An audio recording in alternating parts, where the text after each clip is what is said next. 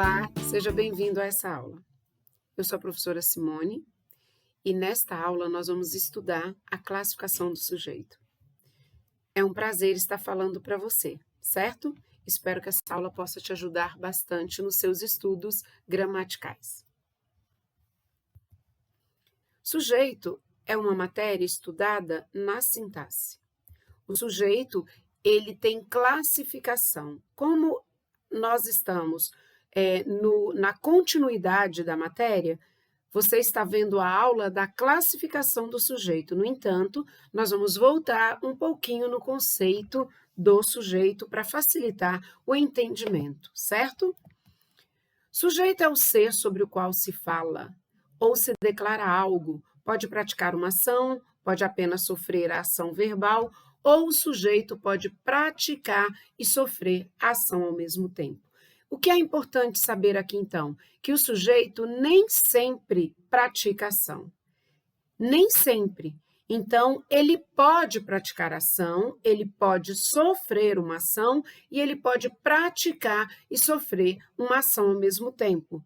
Embora eu não tenha colocado aqui nesse vídeo um exemplo desse conceito para você, mas eu vou te dar um exemplo. Se eu digo, o homem quebrou o jarro, e pergunto, quem quebrou o jarro? O homem.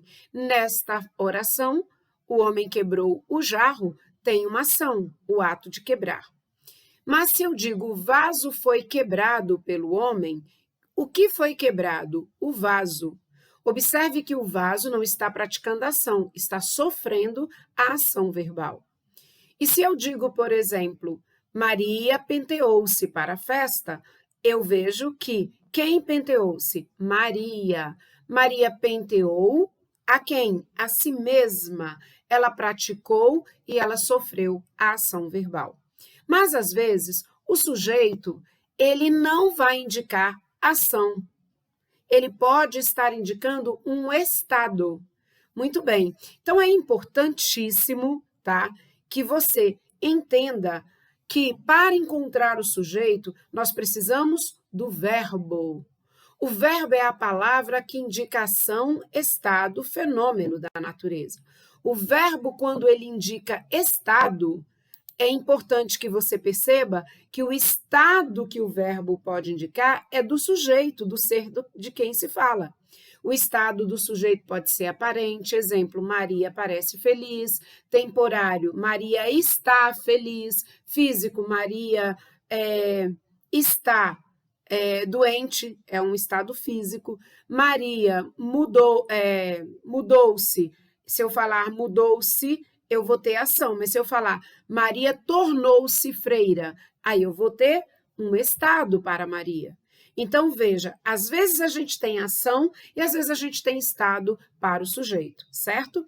O sujeito, ele tem uma característica nominal, que significa que ele é de natureza substantiva. Isso significa que ele sempre vai ter valor de substantivo, tá bom? O sujeito, ele é encontrado sempre pelo verbo. Bom, o verbo, ele tem uma regra que deve ser seguida, sempre. O verbo concorda com o sujeito em número, singular e plural, e em pessoa, primeira eu, segunda tu, terceira ele ou ela. Então, o verbo, ele concorda com o sujeito. Não posso ter sujeito plural, verbo no singular. Se o sujeito for singular, o verbo será singular. Se o sujeito for plural, o verbo será plural. Esta regra que eu acabei de citar para você é uma regra básica da concordância verbal. O que é concordância? É quando o verbo está de acordo com o ser ao qual ele se refere. Se o ser é um substantivo no singular, o verbo estará no singular. Se o ser é um substantivo ou um pronome no plural, ou uma palavra substantivada no plural, o verbo deverá estar no plural. Bom, e aí está. Cebolinha, o verbo entrega o sujeito da oração. Disse a Mônica. Mas o Cebolinha entendeu outra coisa e ele diz que fofoqueiro. Muito bem, o que a gente precisa dar atenção aqui? Primeiro, a Mônica vem sorridente dizer ao Cebolinha um conhecimento que ela aprendeu gramatical. Ela esteve em uma aula de gramática, provavelmente, e ela aprendeu que o verbo mostra o sujeito, mostra o predicado. O verbo é a palavra mais importante da oração. O verbo é a alma. Tudo que se analisa em sintaxe começa pelo verbo.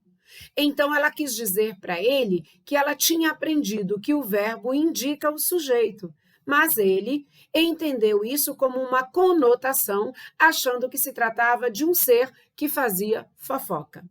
Bom, você que é estudante de gramática já interpretou corretamente, já sabe, o verbo indica o sujeito da oração. Muito bem, há 5 tipos de sujeito, mas um deles a gente já colocou aqui como exceção, é a oração sem sujeito. Então, vamos lá, toda oração, ela deve ter 2 seres essenciais, né? Então, vamos lá, precisa ter 2 elementos essenciais, corrigindo, 2 elementos essenciais, o sujeito e o predicado. O sujeito é o ser do qual se fala, o predicado é a informação. Muito bem, o sujeito, ele pode não aparecer numa oração, mas ela terá que ter predicado. Então, quando a oração não tem sujeito, a oração terá predicado. Por que eu estou te dizendo isso? Para que você já fique mais tranquilo para aprender aqui agora, certo? Então, vamos lá. Sujeito simples, composto, desinicial oculto. Coloquei aqui para você em desuso, tá? Quase não se ouve mais falar em sujeito oculto. A linguagem atual tem sido desinicial, implícito ou elíptico e preferida por vários órgãos de concursos, por várias faculdades também, por várias escolas e por gramáticos contemporâneos, ok? Sujeito indeterminado e a exceção que eu fiz questão de já chamar a sua atenção, tá bom? Então, veja só, vamos lá. O sujeito que é simples vai apresentar um núcleo e o sujeito que é composto vai apresentar 2 ou mais núcleos. Nós voltamos agora aqui nesse gráfico para a gente fechar algum conhecimento, mas vamos lá. Sujeito simples apresenta apenas um núcleo. O que é núcleo? Palavra mais importante. O sujeito, então, simples, eu coloco aqui para você o seguinte exemplo. O técnico encerrou, nesta sexta-feira oficialmente, sua passagem de pouco mais de um ano pelo Flamengo. Muito bem. Observe o verbo. O verbo é encerrou. Esse verbo está em que pessoa? Está na terceira pessoa do singular. Ele refere-se a quem? Ao técnico. Você já sabe como encontrar o sujeito.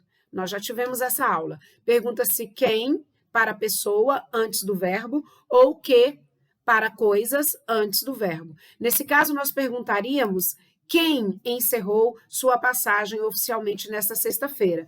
E a resposta seria o técnico. O técnico é sujeito desta oração. Como técnico é a palavra mais importante do sujeito e apenas uma palavra importante, o sujeito é simples. Qual é o núcleo desse sujeito? A palavra mais importante, técnico. Muito bem. Há concordância entre o verbo e o sujeito? Sim.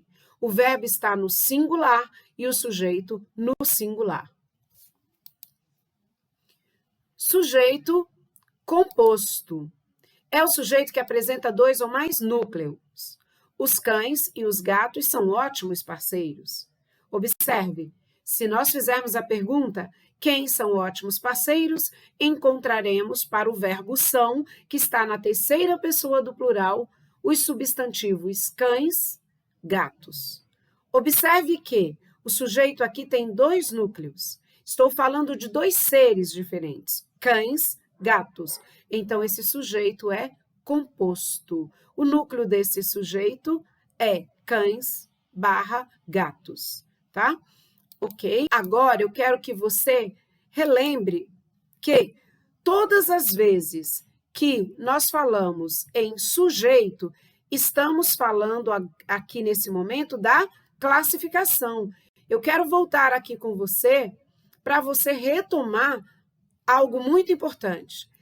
O sujeito composto apresenta 2 ou mais núcleos. O sujeito simples apresenta um núcleo. Grave, núcleo é a palavra mais importante do sujeito. Nós vimos até aqui, então, que nós aprendemos, então, que o sujeito simples é simples porque tem um núcleo. Composto, o próprio nome está nos avisando de que terá mais de um núcleo. Sujeito desinêncial. Vamos entender aqui uma coisa muito importante, algo muito importante. Os significados que os nomes nos dão. Muitas vezes, o aluno tem dificuldade gramatical porque ele não aprende a linguagem técnica da gramática. Veja só, se nós dermos atenção aos nomes e aos seus significados, ficará melhor, ficará mais fácil, certo? Observe, sujeito desinencial. O oculto eu coloquei em respeito a alguns gramáticos e algumas gramáticas que ainda temos no mercado, tá? Então, olha só, sujeito desinencial é aquele que é encontrado como? Então, vamos entender o que é ser desinencial. Que palavra é essa? Desinencial significa que a terminação do verbo me aponta quem é o sujeito. Então, desinencial vem da palavra desinência. Desinência significa terminação. Então, quando eu tenho um verbo que termina em mos, por exemplo, cantamos, falamos, ou se eu tenho um verbo terminado em ste, cantaste, falaste, eu encontro a pessoa pelo verbo. Então, desinência é a terminação verbal. Se eu entendo que desinência é a terminação verbal, eu vou ter facilidade em lidar com o sujeito desinencial. Sujeito indeterminado. Indeterminado, o que significa? O in, em português, é uma desinência de negação, que significa não determinado aqui. Aquele que não se especifica, aquele que não é encontrado. Então, se você começar a pensar nos significados das palavras, isso irá facilitar a sua aprendizagem. O sujeito inexistente, o in significa não, logo não há sujeito. Bom, e o sujeito inexistente também é chamado de oração sem sujeito. Bacana? Então, vamos entender. Desinencial é a terminação do verbo. Então, eu olho para a terminação e ela vai me ajudar a encontrar um sujeito. Vamos pensando assim. Indeterminado não se determina, não é encontrado. E inexistente não existe. Ok? Vamos então continuar. Sujeito desinencial. O que é o sujeito desinencial? É aquele que não está escrito na oração, mas pode ser encontrado pela terminação, pela desinência. Isto é, pela flexão de número e pessoa do verbo, ou por sua presença em alguma oração anterior. Entendendo? Então, o sujeito é desinencial, porque eu encontro ele pelo término do verbo. Então, eu preciso primeiro do verbo. Se o aluno tem que analisar, se você e eu temos que analisar, primeiro verifica-se o verbo. Após encontrar o verbo, você verifica se há um ser para esse verbo.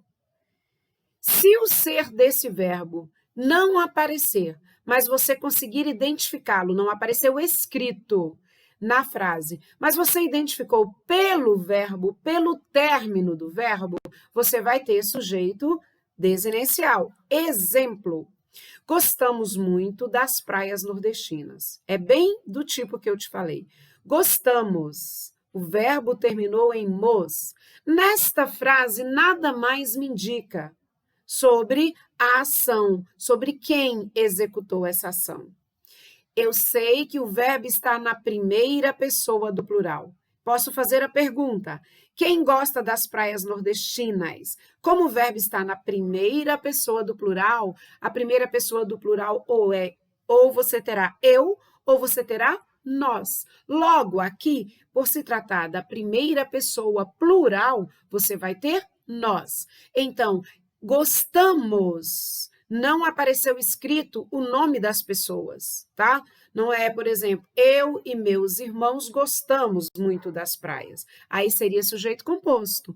Mas aqui é gostamos das praias. Quem? Nós. Ok, nós. Então preste atenção. Nós é um sujeito desinencial. E quando eu escrevo nós, eu encontrei um núcleo. Passou a ser o núcleo, tá? Então, veja bem, o sujeito foi encontrado aqui pelo verbo. Esperei o médico por 2 horas. Quem esperou? Observe a terminação do verbo. A terminação do verbo está apontando para a primeira pessoa do singular. Quem esperou o médico por 2 horas? Eu. Observe que, nesse contexto, você encontrou um pronome reto. Eu. As enfermeiras saíram da reunião e foram homenageadas pelos pacientes. Esse período, você tem 2 orações. Nós já vimos que o período pode ser simples, quando tem uma oração, composto quando tem 2 ou mais. Aqui eu tenho 2 orações, não é? As enfermeiras saíram da reunião. Aqui acabou a primeira oração. Se nós perguntarmos quem saiu da reunião, nós teremos como sujeito as enfermeiras.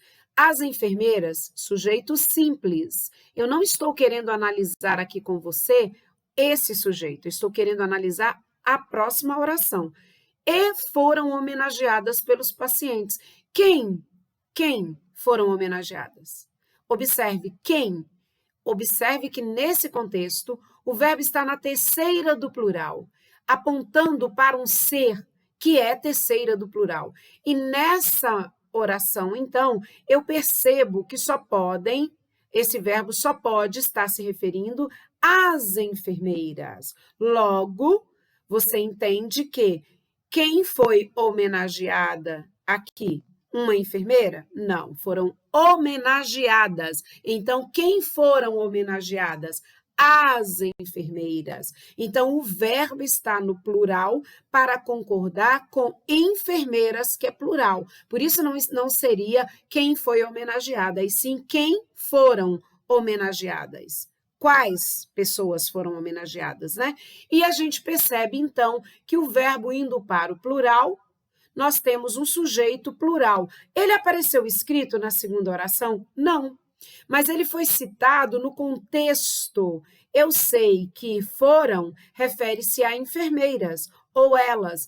Por quê? Porque nesse contexto as enfermeiras já tinham sido citadas anteriormente, o que faz com que nós entendamos melhor esse conceito. O sujeito desinencial não aparece escrito. Primeiro, não aparece escrito. Então, ele existe, mas não aparece escrito. O sujeito desinencial é encontrado pelo término do verbo, por isso é desinencial. O sujeito desinencial geralmente é encontrado na forma de um pronome, eu, tu, ele, nós, vós.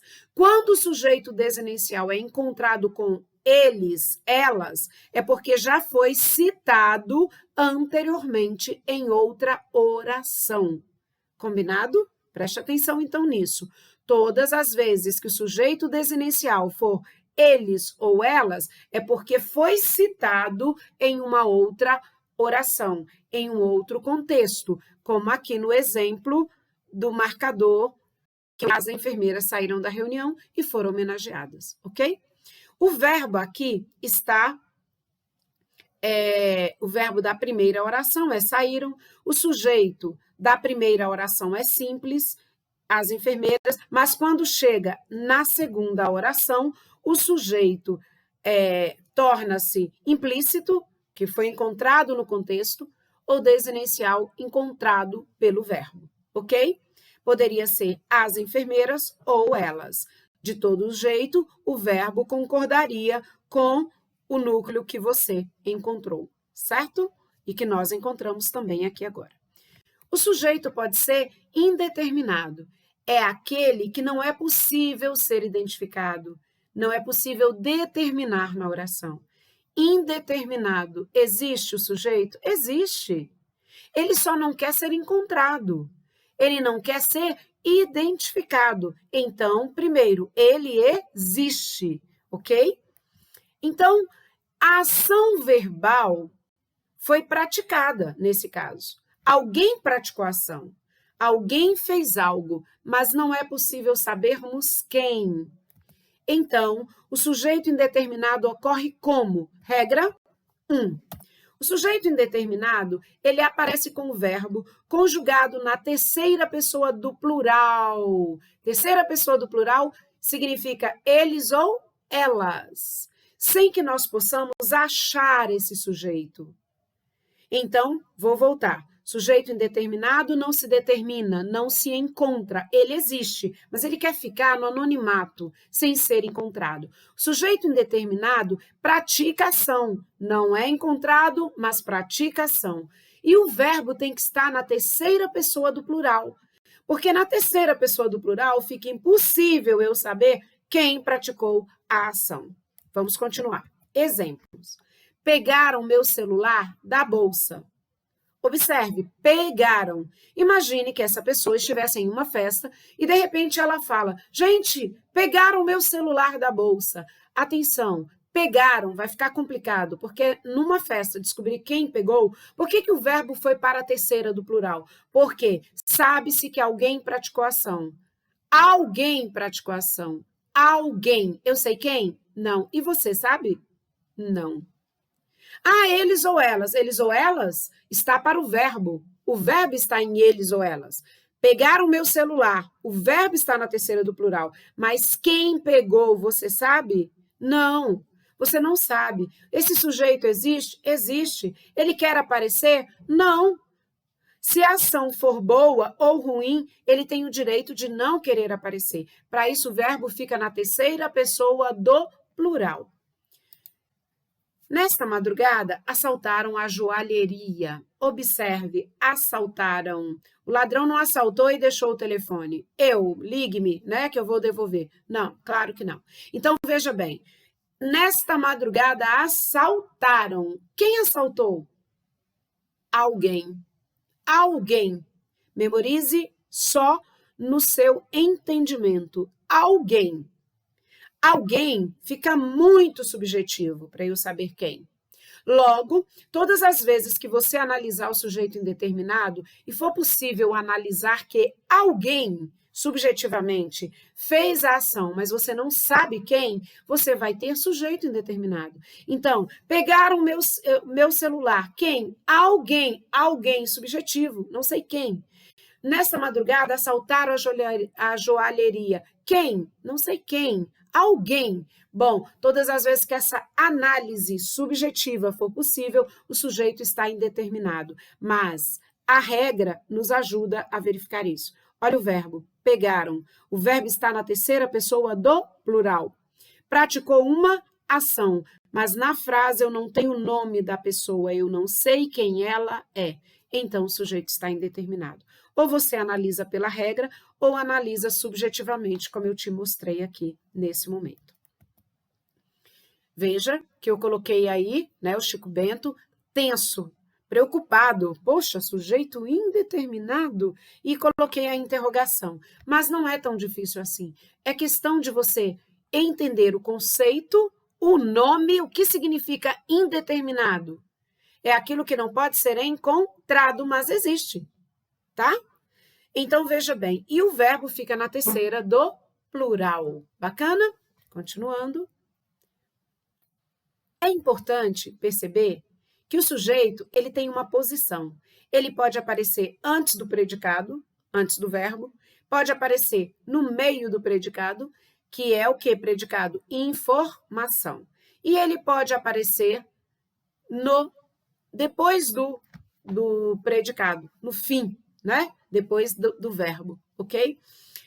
Não se preocupe com os nomes que são dados aqui agora. Então, veja bem, o sujeito ele pode aparecer no meio do predicado. Alguns gramáticos vão chamar isso de uma forma intercalada. Ou ele pode aparecer depois do predicado, numa ordem inversa, tá? Vamos lá. Antes do predicado, ele está numa ordem que se espera. A ordem mais comum de se encontrar, tá bom? Então, antes do predicado, lembrando que predicado é a informação, né, que eu dou sobre o sujeito. Então, veja, antes do predicado, eu tenho a ordem direta. Então, sujeito, verbo, predicado a partir do verbo, né? Então, veja só, esta live custará muito dinheiro ao cantor. Pergunta-se, o que custará muito dinheiro ao cantor? Esta live. Sujeito antes do predicado. Essa é a ordem mais fácil e é a que mais é usada. Bacana? Quando o sujeito está antes do verbo, a gente diz que esse sujeito está anteposto. Então, sujeito antes do verbo. Qual é a posição dele? Antes do verbo. Então, ele está anteposto. Mas se o sujeito estiver depois do verbo, aí ele estará posposto, tá?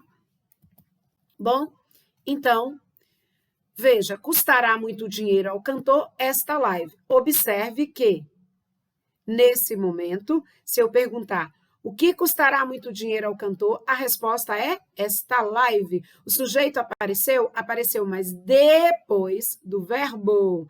Ele está no final do predicado. Ou seja, esta ordem não é a ordem direta, a ordem comum, é a ordem inversa.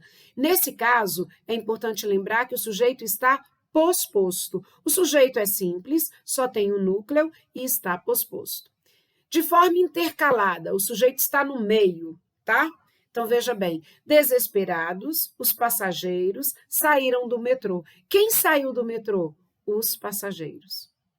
Observe, o sujeito ficou no meio da frase. O mais importante aqui é você entender que o sujeito pode aparecer em qualquer lugar da oração. Ué, mas como é que eu vou encontrá-lo? Simples. Olhe para o verbo. O verbo nos indica o sujeito e o verbo nos indica o predicado. Tá lembrando aí da Mônica?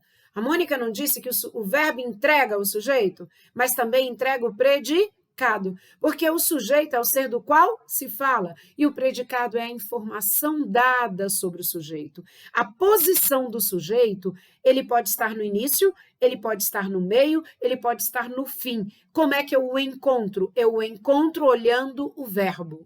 Certo? Então, não fique preocupado quanto à posição do sujeito. Isso aqui é para você saber que o sujeito pode estar em qualquer lugar da frase, certo? Não se procura sujeito só no início da frase. Ele pode estar em qualquer lugar. Lembrando, para encontrar o sujeito, primeiro encontra o verbo. Bacana? Aí você não vai ter problema com isso aqui, certo? Sujeito inexistente. Oração sem sujeito. Gente, se o sujeito é classificado como inexistente, significa que não existe. Se ele não existe, como eu vou saber que ele não existe, professora? Detalhe, quando a oração é sem sujeito, nós temos a informação, mas não temos o sujeito. E esse tipo de sujeito só ocorre quando a informação que é transmitida no predicado, nos indica que os verbos são impessoais. Como assim? Impessoal é o verbo que não admite pessoa. Chover não admite pessoa. Ventar não admite pessoa. Nevar, trovejar, relampejar, amanhecer, ensolarar.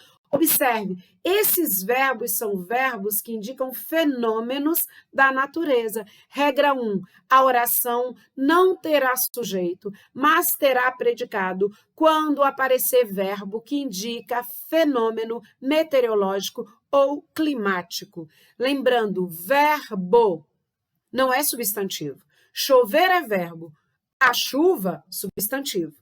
Nevar é verbo, neve, substantivo. Trovejar é verbo, trovão, substantivo. Substantivo vira sujeito. Verbo que indica fenômenos meteorológicos não tem sujeito para o verbo, porque esse verbo é impessoal. Bacana? Então, veja, os verbos que indicam ou exprimem fenômenos naturais ou meteorológicos ou climáticos, tá bom? Chover, ventar, relampejar, nevar, anoitecer, etc. Choveu em Santa Catarina. Ação, choveu. Essa oração tem ação. Ok, mas tem sujeito? Não. Por que não? E em Santa Catarina? Locução adverbial de lugar. Onde choveu? Em Santa Catarina. Quando você pergunta onde, aparece locução adverbial de lugar. Então, em Santa Catarina não pode ser sujeito, tá bom? Então, choveu. Onde choveu é o lugar. Então, choveu em Santa Catarina. Tem ação? Tem, mas é uma ação que indica um fenômeno da natureza. Logo, essa oração tem predicado, mas não tem sujeito. Atenção, é importante lembrar que se o verbo ele exprimir, passar a ideia de um fenômeno natural, no sentido conotativo, haverá sujeito. Como exemplo, conotação é sentido figurado. Nós já estudamos isso em outros momentos, você já deve também ter estudado isso em outro momento.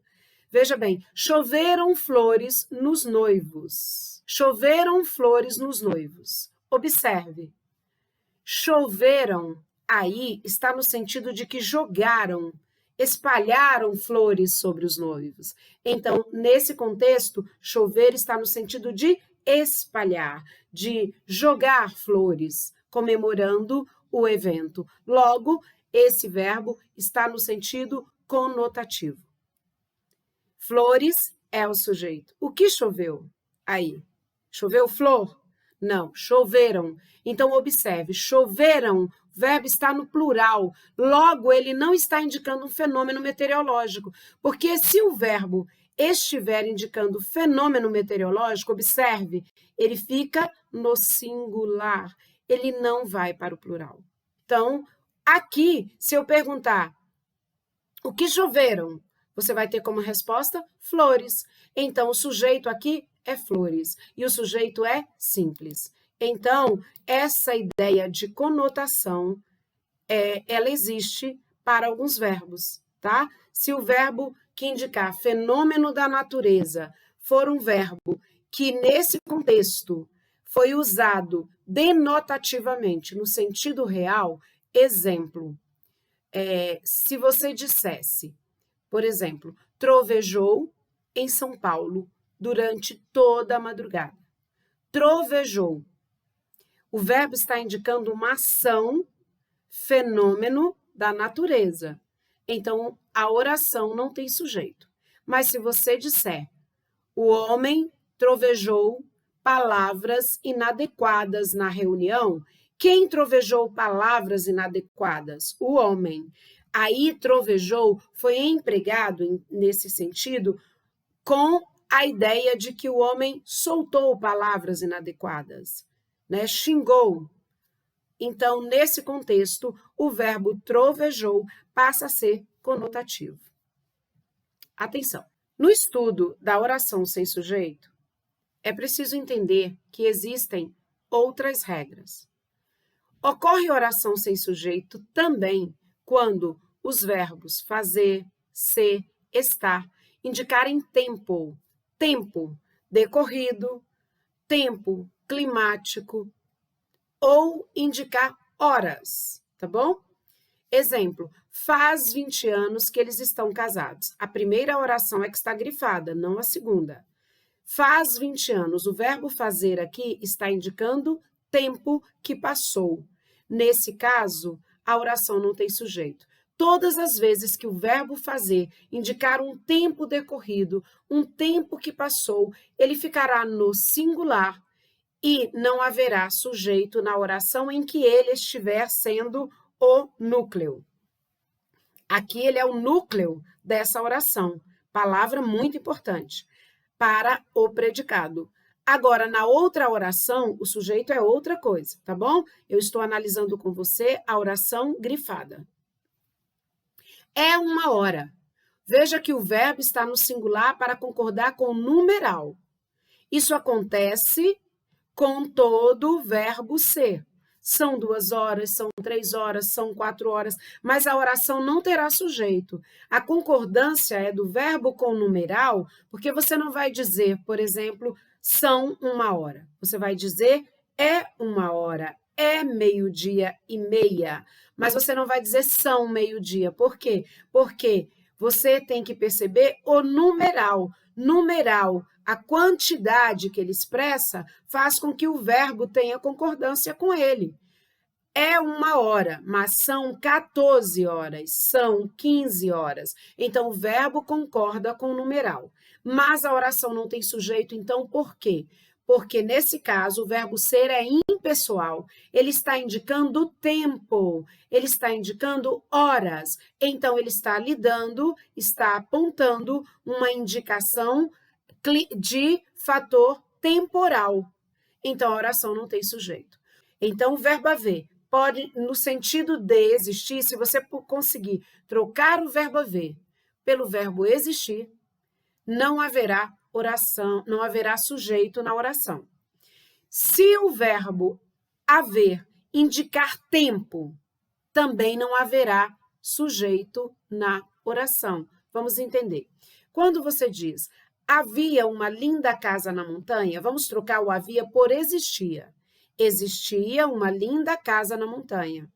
O verbo haver foi trocado, substituído pelo verbo existir. O que a regra diz?